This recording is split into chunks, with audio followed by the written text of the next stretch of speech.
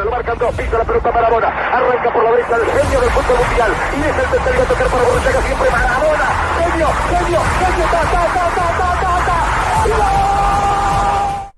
Greetings, football lovers. Welcome to Ballchat at the 2022 World Cup, where we continue to look at the teams at the FIFA World Cup 2022, Qatar FIFA World Cup 2022. My name is Benton, and today's episode we're going to focus on La Roja, the red, the La Fura Roja, the Red Fury.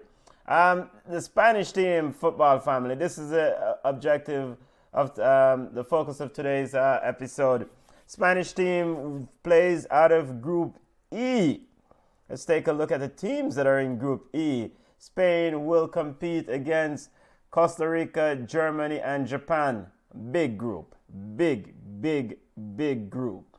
Big group. A lot of heavy hitters in this group.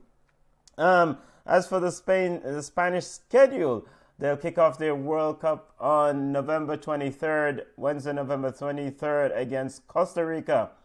Then on the 27th, they will play Germany, and they'll wrap up their play against Japan on December 1st. Now, the expectation for the Spanish team, I suspect, is to get out of this group. I'm not sure what Coach Luis Enrique's plan or strategy for this tournament. The objective, of course, is to always win the tournament, but I don't necessarily think Spain has the talent, the players to win the tournament. They can make a big run, but there's question mark around player like Ansu Fati. Fati is an essential part of this team. Dani Olmo, can he lead the line and score the goals for them? And in that midfield, can Rodri keep the ball moving? Big tournament for young Pedri of Barcelona. He's been very good for Barcelona in La Liga. Can he take the step up at the international level and deliver?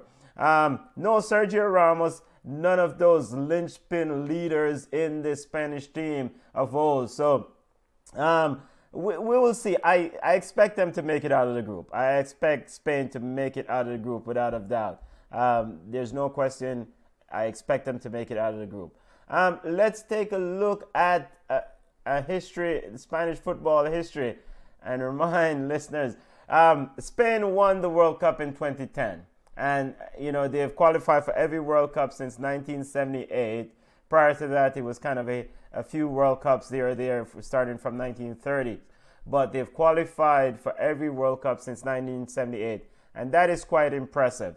And in 2010, they won the FIFA World Cup, their only title under coach led by coach Vicente del Bosque. My best and probably the greatest Spanish player to have laced them up, this is quite debatable, but I'm going to go with Alfredo Di Stefano, who played for Argentina and played for Colombia also, but he represented Spain for a while, scored 23 goals in 26 appearances for Spain. But of course, you have the likes of Andres Iniesta, Xavi, David Villa, Sergio Ramos. These are big players. Iker Casillas, big players for them. Now, just remind the listeners of what transpired in that winning World Cup for Spain as they defeated Netherlands in the final of the 2010 World Cup. Andres Iniesta scoring the only goal in the 116 minute.